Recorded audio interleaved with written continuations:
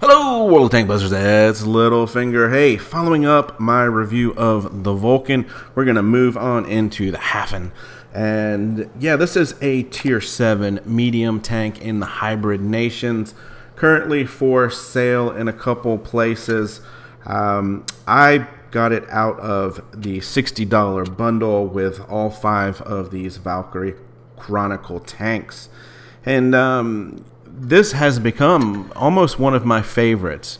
Now, I'm going to lean towards the Edelweiss and this one as the top 2 of the 5, but keep in mind my play style, what I like to play is mediums, fast-moving tanks, and I'm not a big fan of the slow, heavy tanks.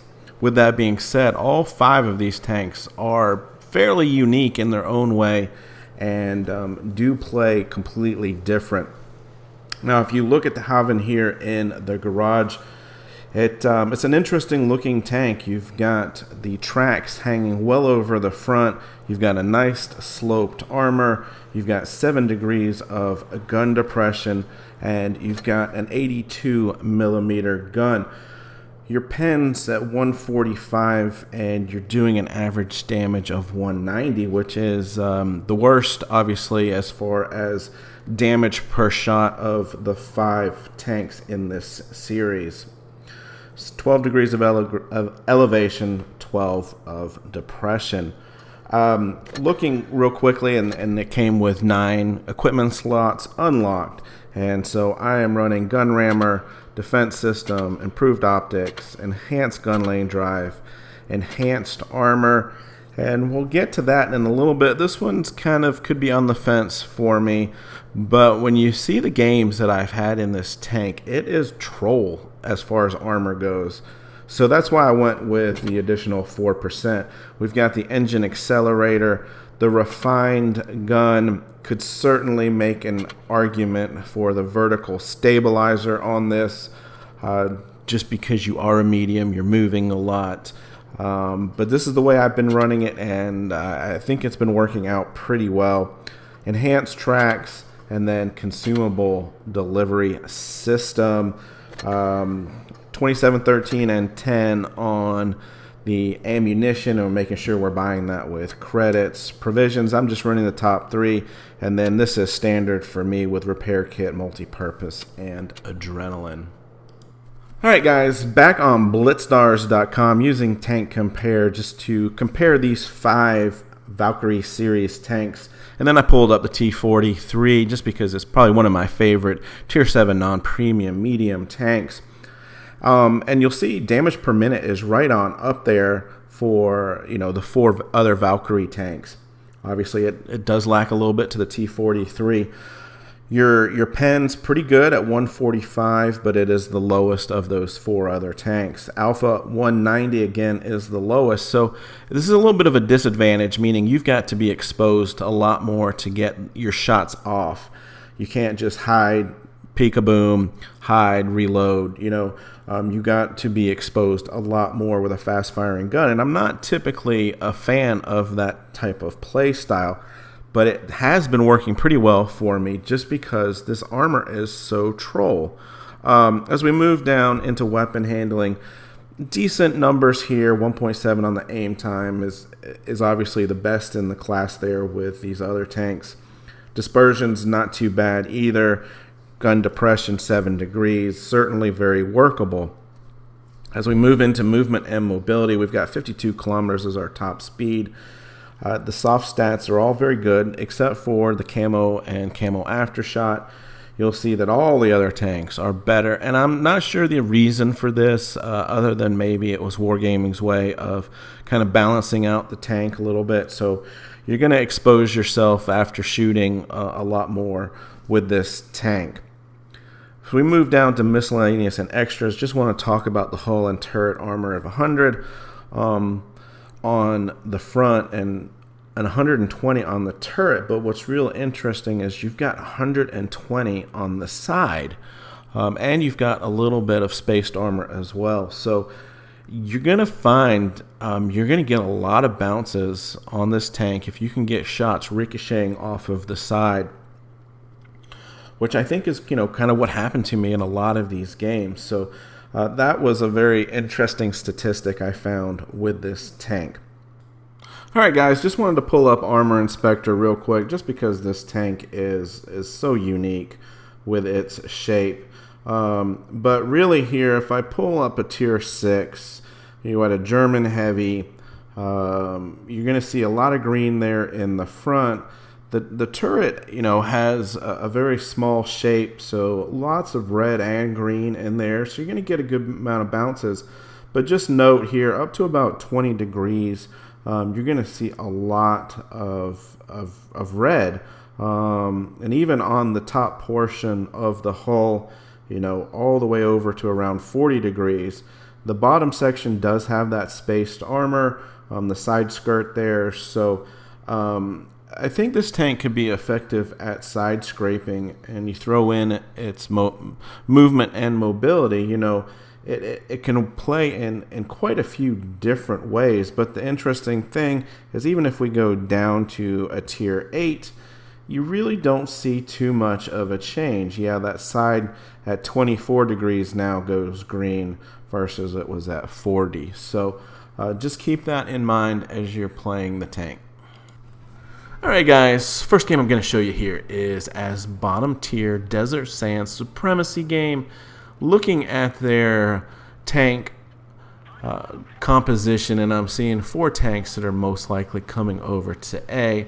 I'm looking at our mini map and I'm seeing that we've got 3 tanks going into C, and I've got 3 other tanks supporting me here.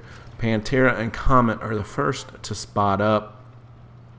And I'm playing this right cautiously to begin with because, you just never know in a Supremacy game where their team is going. And I see the Comet, looks like he's headed into B, and I'm thinking he's going to go over there to help support on the heavy side. So I get a little bit more aggressive, and as I'm coming over that ridge, I spot the IS.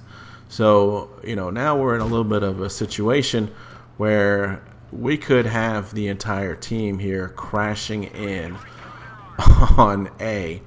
So I'm going to drop adrenaline and try to get as many shots as I can into this Bulldog while I am hull down.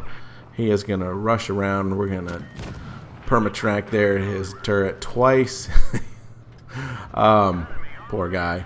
And look at this. We take a bounce from the backside. Like I said, with that 120 millimeters on the side, you're going to get more bounces than you would expect in a medium tank. And now my objective here is just leave those heavy tanks on that side of the hill and get to the other side of the map using my speed for safety. Shame that we missed that shot on the Pantera. And we're coming up on the Comet. And we've tracked him, getting around the side, trying to just time that shot that he would miss it, but we don't. But it works out well because now we're facing the Dragon, and we're going to get him to bounce us a couple of times here. So using that dead tank for protection, and sure enough, we're up to 800 damage blocked already in this game. And just using this tank's mobility to just get around and do what the tank is really good at, and it's just getting lots of shots off. So not much I can do at this point in time. The IS is pushing me, so I decide we're gonna just go ahead and lick our chops here and get taken out. There's that 375 from him. We get one more into him. Was hoping to get another shot, but he manages to clip the back of me and finish off my hit point pool. But we've left these heavies just about full health, so all they have to do now is come in and clean up a little bit.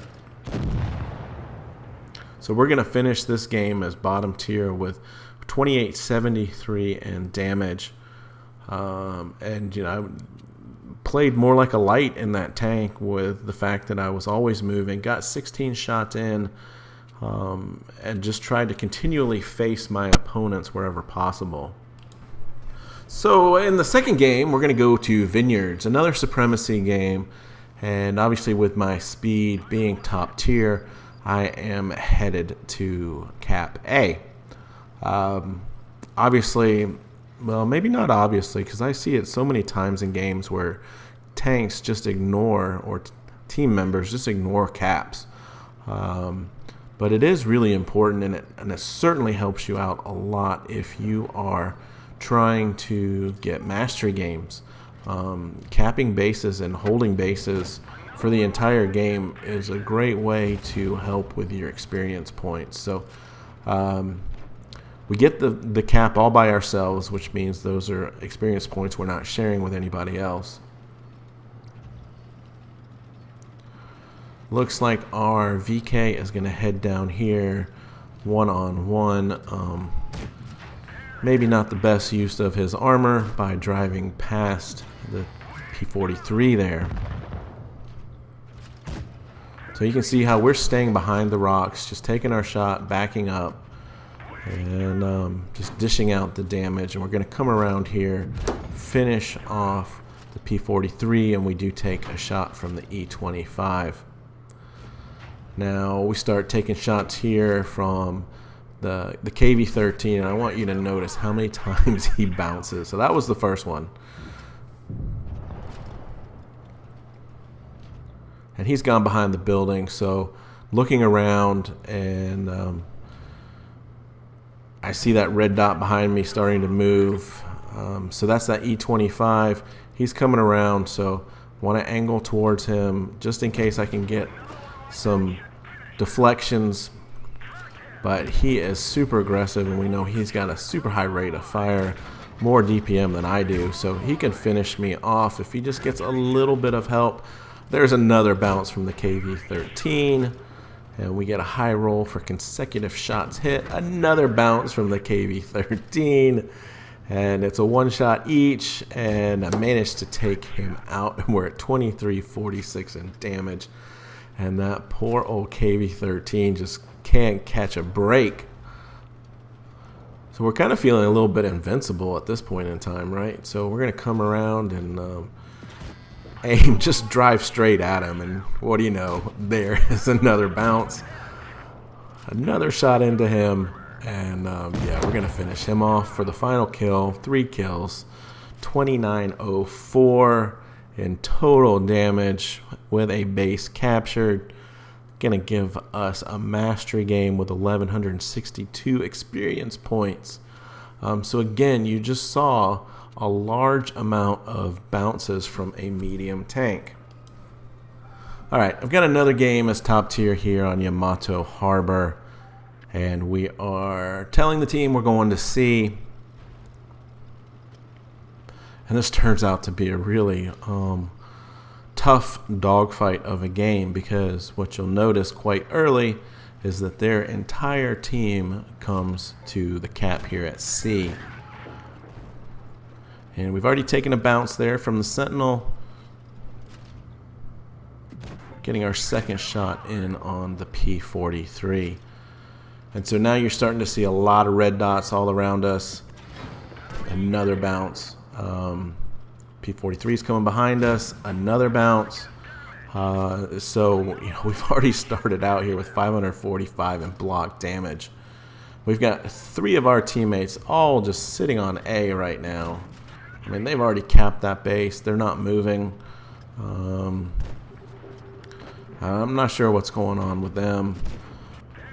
But now we're up to 1,230 in blocked shots. Now I'm trying to keep this angle as steep as I can when I poke out around the corners. And, they're just getting closer and closer.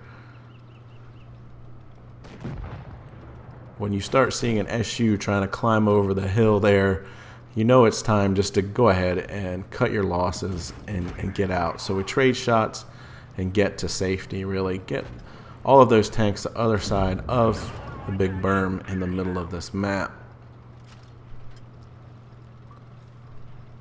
But we did a great job in holding them. You can see we've got some low health tanks here. Little bit unfortunate there that shot didn't go into the P-43. But another big block shot from the SU-100Y. And so there's only 2 tanks left at this point. But, you know, the reason I put this quick game in was, you look at this, over 2,000 damage in block shots from a medium tank at tier 7. You know, that's pretty crazy. So that's what I'm trying to say. This armor is really troll, and really makes the difference between having a gun that you can be exposed more often and get 12 shots to land like I did in that game. Alright guys, here's the last game I'm going to show. It's an encounter battle as top tier on Desert Sands. And, you know, I do okay in the game, just 1701 in damage.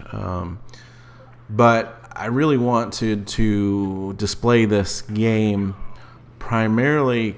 I want you to focus on the decision making and the use of a medium tank and its speed. You know, you saw me in that last game get out of trouble, and I was willing to take a shot to do that. And apologize here for the rendering coming up. I'm not sure what happens, but old computers. Maybe we'll make it a goal for 10K subscribers. I'll get a new computer or something. But anyway, I've got 2 tanks to my right, and you can see their entire team is on this side of the map. So obviously they are going to close in on those 2 tanks to my right.